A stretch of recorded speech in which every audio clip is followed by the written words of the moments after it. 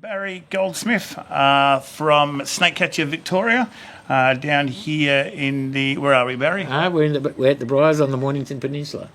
Beautiful area, so along the beach here. Wetlands behind us. A very nice location. So, first of all, what's the name of... I've already said it, but the name of your company is... I am Snakecatcher Victoria. Okay, and how long have you been doing snake catching for?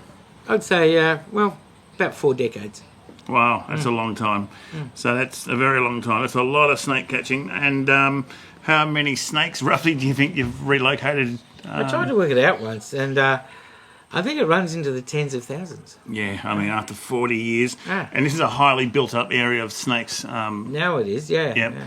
So have you seen many changes from when you started to now, as in what type of snakes and how many snakes there is? Oh, of course I have, yeah. There's been so much building.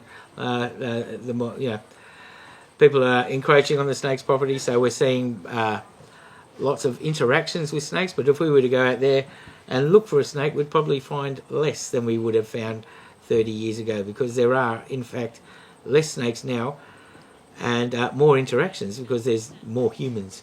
Okay? Yeah, absolutely. So more humans means taking more of their natural environment, which means more rats, mice, because we make rubbish. So lots of food for the animals. Wherever there's people, there's rats and mice. That's right. And what's your main snake species around here that you do get? Tiger snakes and copperheads. So tiger snakes and copperheads. In this little area where we are in Mornington, we go 20 k's south from here. We're going to see eastern brown snakes. If we go to Frankston, which is about in the opposite direction, north, we'll see black snakes.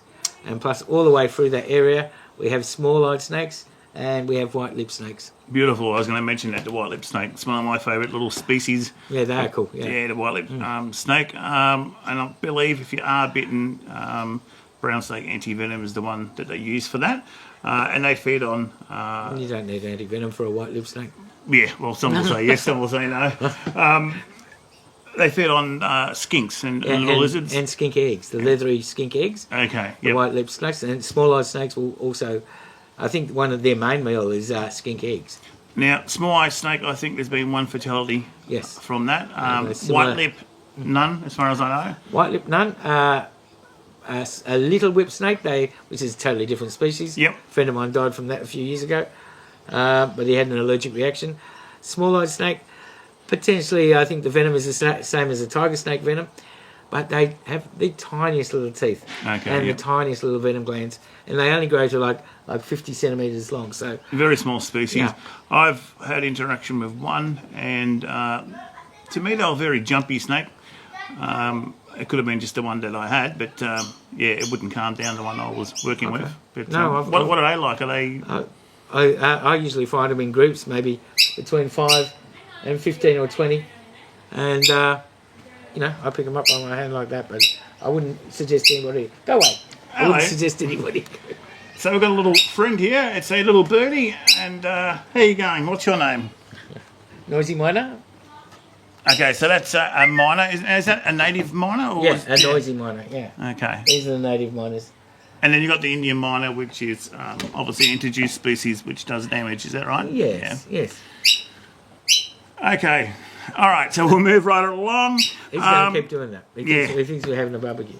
How many jobs would you do a season? It varies. Every year's different. So, I don't know. Usually, well, there's jobs. How many snakes do I see every season, or how many? Yeah, it's hard because obviously I'm a snake catcher too. We get call-outs half the time. The snake's not there, or it's a blue tongue, or it's a blue tongue, or an earthworm, or a piece of string, or rubber snake. Yeah, rubber snake. Yeah. So, let's say how many snakes would you actually catch roughly? About maybe 300 per season. So that's good numbers. I mean, that's pretty much what some of the boys and girls are doing out Werribee Way. It's very built up there as well with snakes. And types, we've already got into that. So the tiger snake's the fourth most venomous snake. Very complex toxins venom. The copperhead. Now, where's the copperhead ranked these days? I think if you put any stock in this list of the top 10, I think the copperhead would sit at about 11. Yes, that's last I... And they are about the same toxicity of venom as an Indian cobra, although a different type of venom, because their venom is sort of, I think it's targeted towards reptiles. Yep. So the main food source is other snakes, reptiles, so that makes perfect sense. Also, with your snake catching methods, so everyone has different methods, and there's different ways for different people to do the job. What's your equipment? What sort of equipment do you use? I just use a hook, and a bag. Sometimes, usually, generally speaking, like 90% of the time, I put the hook underneath the snake's head, let him sail over the hook until he presents his tail, grab the tail, and then I use the hook to keep the pointy end away, and then I put him in the bag. So you got your tailing method, hook method. Hook and tail, yeah. Yep. And also, sometimes I'll just walk up and pick it up, depending on the attitude of the snake on the day. And sometimes I'll do the old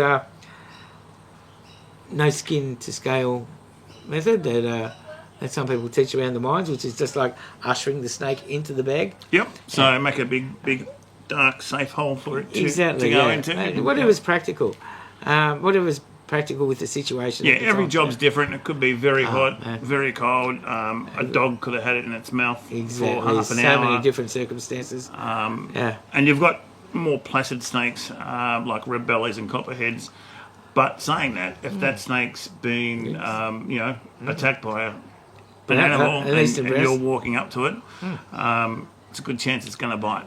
I think every snake is different. It's all got its they own all have their own personality. personalities, yes. That's right. Eastern brown snake can be a pussycat. Yep. And a red-bellied black snake will eat your face. Yep, absolutely. Okay, so moving right along, we've got some fun facts here. What's your favourite snake? What's my favourite snake? Well, after spending some time in Indonesia, I would say my favourite all-time snake. Oh, jeez. It's hard. It's really hard. Yeah, I really like the American copperhead as well, but I fell in love with the king cobra and the green vipers over in England, over in Indonesia. Yep. Yeah, and here, actually, I'm very fortunate, really, because my all-time favourite snake is the tiger snake. Yep. And I'm surrounded by them. So, and I spend every day working with them. They're a beautiful snake. You can get so many different shades and colours and stripes and no stripes. So I think when you get a snake just on that alone, it's fantastic. Just having a big snake like the length of this table, this is that's where you really you're alive when you come up against those guys. Favourite animal? Favourite animal? Look, it might be the same answer. Who knows? Well, I am partial to monitors, actually. I do love to see monitors out in the wild. If we're talking about Australian animals, yes. Any animal or in the world, favourite animal. Yeah, well, it's a hard one too. I think the monitors, they're sort of the crows of the reptile world. They are the most intelligent, I would say, of all the reptiles. Yep. Some people would say king cobra is more intelligent, but I think monitors are a little bit higher up the evolutionary scale. Yeah, it's a tough one, because I think king cobras are my favourite snake, and I think they're the most intelligent snake and one of the most intelligent reptiles. But monitors, like I have monitors, and they are very smart. When they're looking at you, you can tell they're thinking. It's pretty amazing. They remind me of the ravens that we see here. Yeah. The ravens are like smarter than any of these birds, and also Indian miners. Yes. Super smart animals. Yep. And they like I said, the monitors are the ravens. And we're lucky because here in Australia we have such a good diversity and range of monitors. Sam monitor, Heath monitor, you name it, lace monitor. So if you could go anywhere to herp in the world, where would it be? Parts of South America I want to get to, I think. Yeah. Best places for reptiles. I'd like to see some of those large vipers and things like that. Yep. Plus you've got all the boas. And I would like to hit South America, but nowadays it's a bit hard. I think I'm going to be sticking with the third world Asian countries for a little while. Yeah, absolutely. It's a bit tricky at the moment with the virus and the virus in South America, restrictions and stuff like that. Okay. But look, the Amazon basement, I mean, that would be awesome. I'd love that to go along there before it all gets ruined. Exactly. It's declining very fast and rapidly. And it's really upsetting to see how much jungle there was, and even 10 years ago, and how much there is now. So yeah, that's right. Also, what would be your main aim when it comes to educating people about snakes? Because you do snake awareness talks to communities to keep safe and whatnot. What's your main message with snakes? Oh, God. Snakes, well, they just got to be aware, really. At certain times of the year, you cannot be walking around after a few wines or beers in long grass with no shoes on. You've got to be aware. I'm always trying to pump the education side of it and the conservation side of it. Yep. Like I know with a lot of the old school dinosaurs that I met, I can talk till I go blue, and it's not going to happen. But it's all about educating the kids. Like I was giving a talk at a school a little while ago, and I said to the 12-year-old boy, I said, "What are you going to do if you see a snake?" And his instant response was, "I'm going to kill it." Okay, boy. this is, and I'm there to try to spread the word. Yes, absolutely. I'm in the job of changing attitudes, like it says on my. That's right, and kids are the future.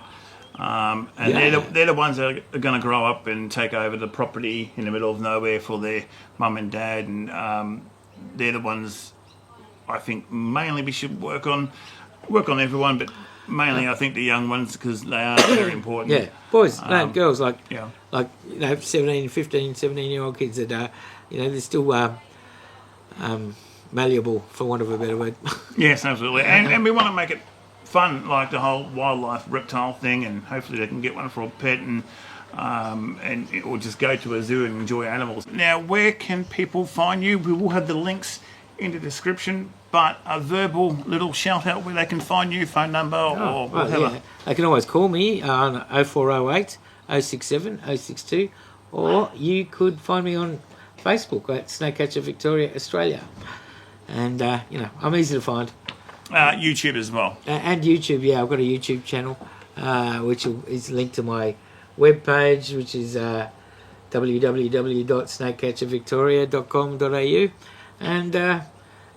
and if you push Barry Goldsmith and snake into the Google search, you'll find a million pictures and pages. Barry's a bit of a legend, years and years of this and doing it good. Just write Barry and he comes up, I think, or Snake. Barry and Snake. Or Barry and Snake. Anyway. And you're talking about media work. You've done a lot of media work. What's Channel 7? What's some of the media work you've done? Well, I've been in a few documentaries. I've done, I've worked with Channel 7 and all the television channels. I get radio stations ring me up every second day, first thing in the morning. Morning shows. Yes. The newspaper, obviously, The thing about the media is they love a snake story.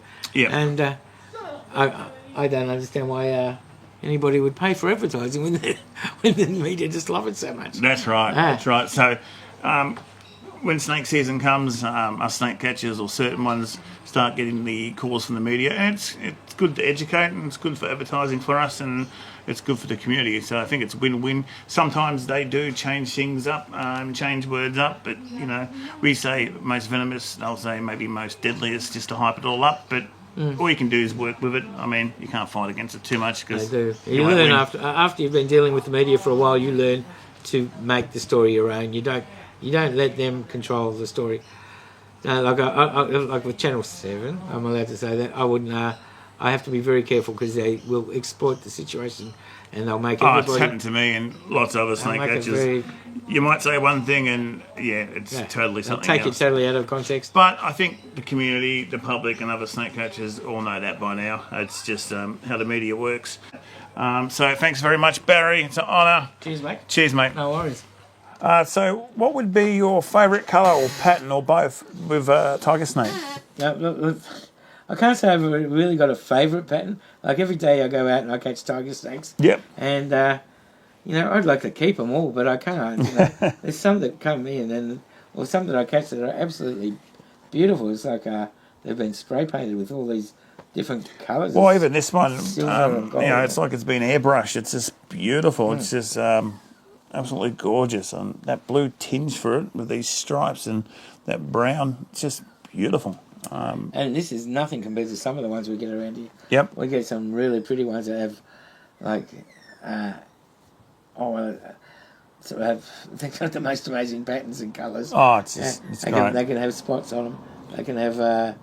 and a lot of people, their favourite snake is a tiger snake, I find, because of the different sorts. You can get the different colours, the different patterning. He just wants to cut them. And as for the albino tiger snakes, I believe there was one in captivity which is now passed away. And there was another one around, was it 8 years ago, which has passed away. And I think there was another 2 out Warrnambool way. That's where they come from back in the day. Yeah.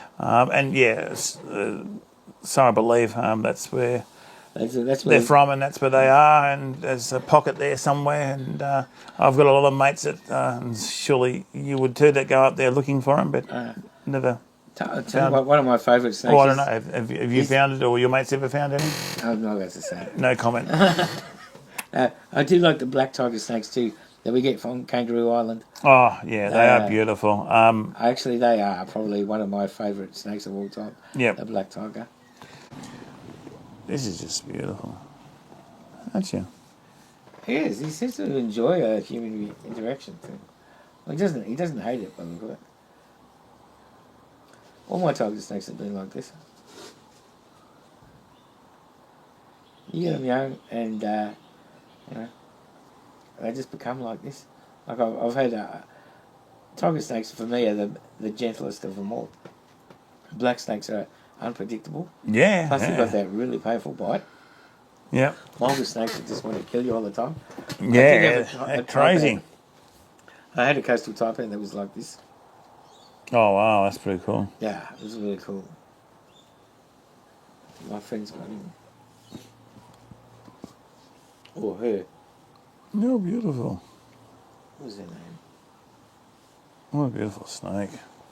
So it's classed as a ground-dwelling animal, like a lot of our venomous snakes. Saying that, they are good climbers. I've got these up trees in and around bird nests. Have you done jobs like that before? All the time, yeah. Yep. Before Europeans came to Australia, I think the main diet of this tiger snake was birds. They would go into the nest, they'd kill mum and dad bird, and then they'd suck up the fledglings. And quite often I'll find them still living in that nest. And they've carried it on now. With rats and mice, the tiger snake will, just to evidence of what a good rodent control it is, one tiger snake will go into a rat's nest, he'll kill mum and dad rat, he won't bother eating them, and he'll hoover up all the puppies. Keep in mind, this is a very tame pet one. It's not something you should do ever, is pick up a tiger snake unless you are a professional. This is Terry the tiger snake. Terry the tiger snake. Named after a legendary snake catcher. Yep. In Rosebud. Terry, what's Terry's last name, the snake catcher? Cook. Terry Cook. Yeah. He's been catching for a very long time. His father was a catcher as well. Yep. Wow. And his sons are catchers. Now, this is a nice stripy, almost blue tinge to it. What's some of the different colours and patterns you get here? Oh, well, they can be all sorts of patterns. I've had them with spots on them instead of stripes. I've had them with no stripes at all. So we get unbanded tiger snakes that are just like a chocolate brown colour. Yep. And every sort of variation of colour that you can think of, pretty much. They're greens, they're blues, they're they're browns and olive and all sorts of other colours. If you go onto my Facebook page, you'd see photos of snakes of all different varieties of colours. And where I do a lot of my snake catching in King Lake and around that area, we have a good variety as well. We have jet black with nice yellow, high yellow banding. We have no banding. We have a reddy colour, rusty colour. We don't get lots of different colours, but yeah, you don't get the high yellow ones here, do you? No. It's a little bit of a privilege when I do see one. I had to go to Elwood to a school the other day, and there was a high yellow tiger snake there that had been injured actually as well. So if you have a look at that head, a tiger snake has a big buffy head. You'll see the two big buffy venom glands on the side of the head, and obviously when they bite, they will use those muscles there to Do you know why bring they the have venom such out. a wide head? Tell everyone.